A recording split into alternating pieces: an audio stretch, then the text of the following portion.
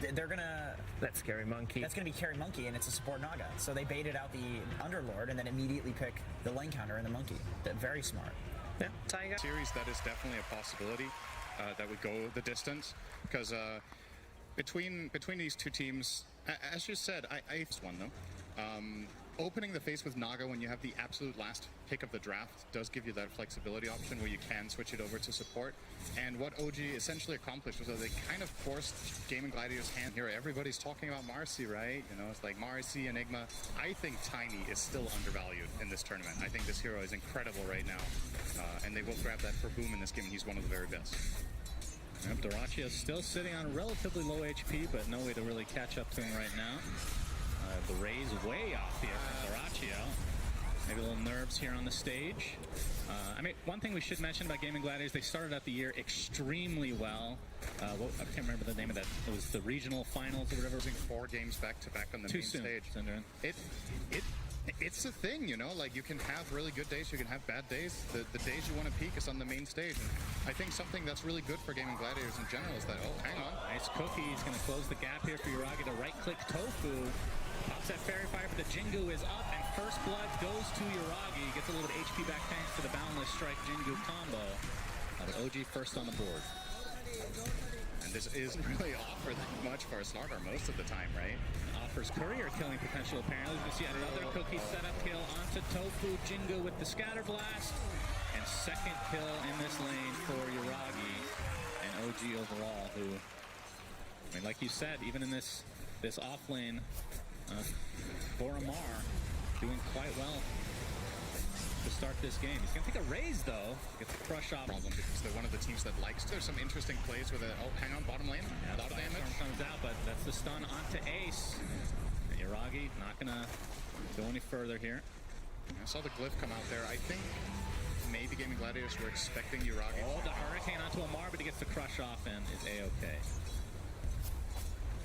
Taiga, he's going to get the ensnare. A little bit extra damage to Celery, but Amar not in range to get a stun off.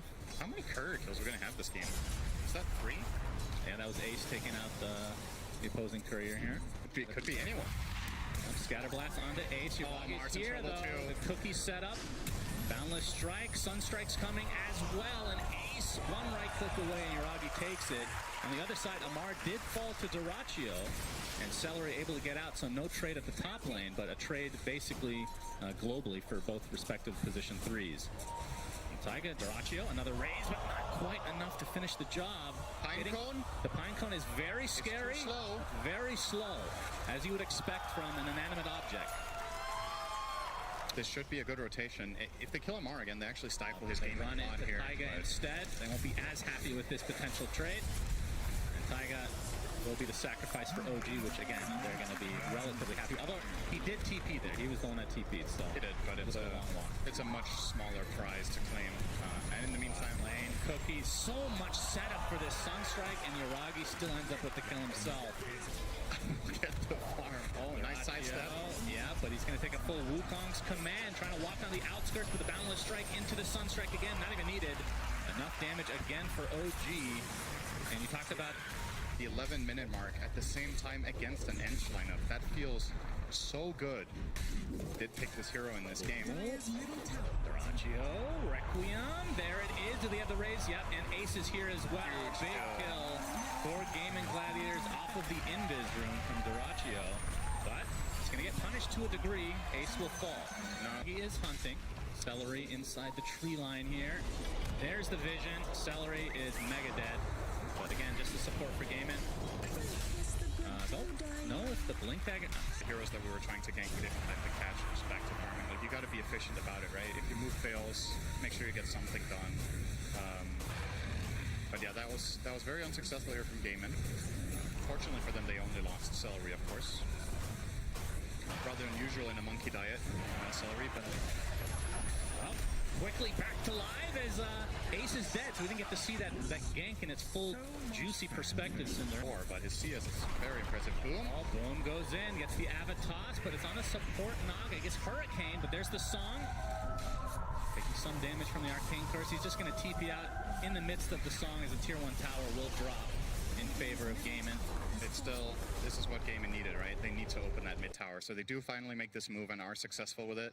I like the choice there of holding the global. They could have killed the Naga if they wanted to, but they think the global silence is too important in order for them to go for their next objective, which is right here. And this goes very, very fast, actually. OG. Yeah, they have to be careful, though. Mortimer's Kisses are online. If OG have an idea this is happening, the Sunstrike is going to reveal a little bit. Their Avatar's back into the pit. Amarj is dead. Just like that, as the Mortimer's Kiss is coming out into Duraccio, but the global silence counter that the panel talked about. And this is looking like a potential free Roche for Gaiman now. Yeah, OG just giving it up. They're not interested. They don't have their Slargar. They can't get in there. Yeah, and the zoning Requiem as Boom secures the Aegis for himself. Interesting they didn't give it to the Shadow Fiend. I really thought you were going to put that one on Duraccio. I feel like this hero is often very vulnerable and gets a lot of value out of having the Aegis because you don't have to put BKB in your first life when you return. Taking ults. Yeah, Boundless Strike into the Wukong. Sunstrike timing, but he is incredibly good at killing Roche. So the fact that you take it away from them is almost as valuable as getting it yourself. Duraccio would have loved to have it now. The Aegis could have been on him, but instead he would have died twice in this scenario, I would assume. Although, you can see Gaiman starting to pincer in a bit. The Avatar onto 3, Misha very low, nice firestorm from Ace as Yuragi kind of separated from his team, attempting to TP out, and he will be able to TP successfully. This aggressive move from OG could actually fail horribly. They don't know that they're visible under the ward. And the toss, Requiem to follow. Yuragi is mega dead, and here comes Ace with the Fiend's Gate. Misha's going to be the second kill, so nice pickups for Gaiman. What a sick ward. Like, I totally understand OG don't expect there to be vision there minute 19 around their own triangle there, but that paid massive dividends. That's a huge kill and very helpful. Why are you laughing? Isn't that the best part? It's so good. I mean, it's half a second, right? He gets initiated on by Amar, who pops his newly picked up BKB, continuing to bash away as the Wraith Pack is placed.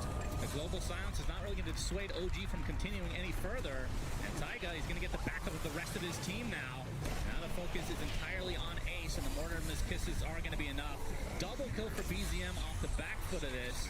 3 dead for Radiant's bottom I tower think is they under showed on attack. this Naga illusion. At least one of their heroes did. They see Ace. TP out. Ace might be the only one caught out, but the TPs are coming to the tier 2. It's caught inside the ice wall. Yeah. Gonna force some BKBs out of BZM, so not too bad from Gaiman.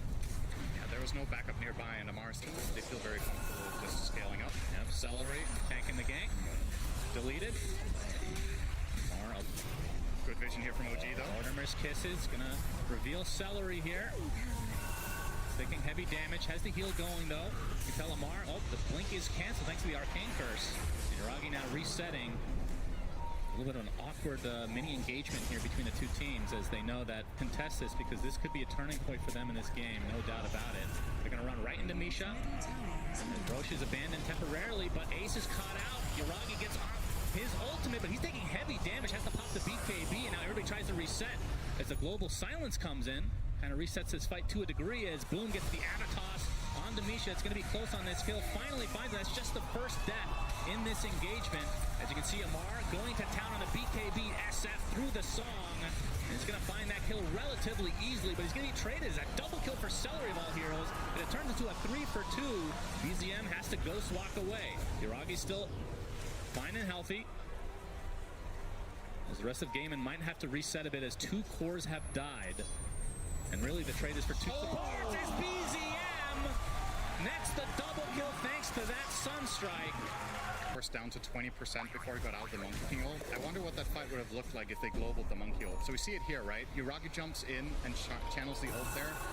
If you global, he's just going to pop BKB and ult again, right? So I guess there was just no way out of this. But it is a really important thing for OG in this fight that Ace is that low.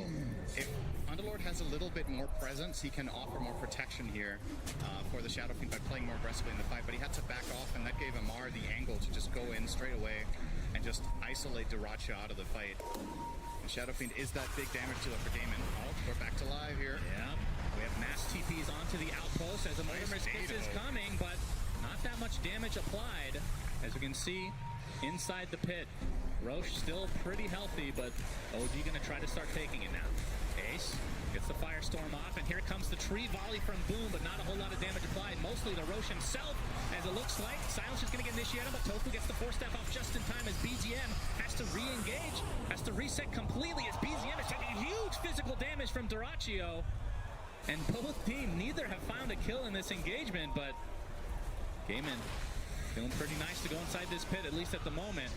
And such a tense moment here, knowing that this could be deciding the game potentially in the second Roche. Yeah, Duraccio could get the shard for free. Bottom tower is under attack. Very important. Imagine that. And they're starting to poke Roche a bit. There is Song of the Siren. This is not safe.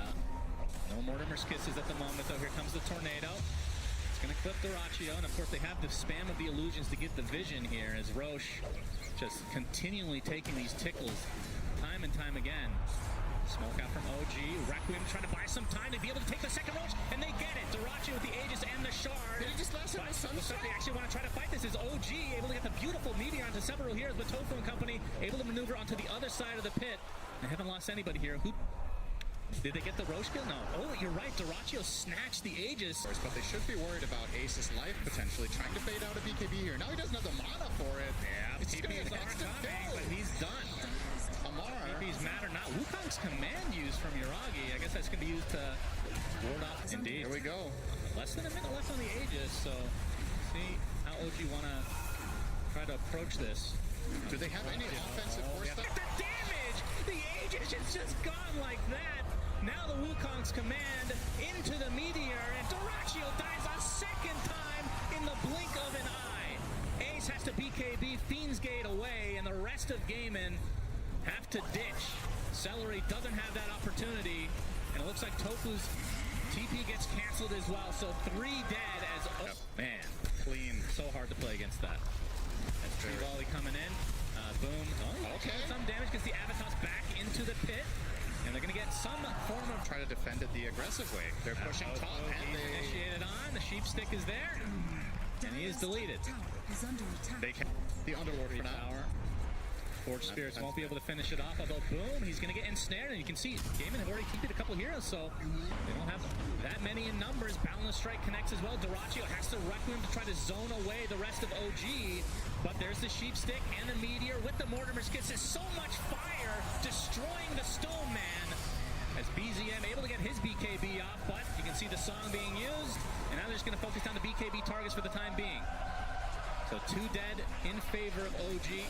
With the Wukong's command, Boundless Strike onto 2, and Gaiman are getting destroyed. Oh, so clean. What an insane fight from OG. Everything landing perfectly. Man, great spellcasting synergy. The way...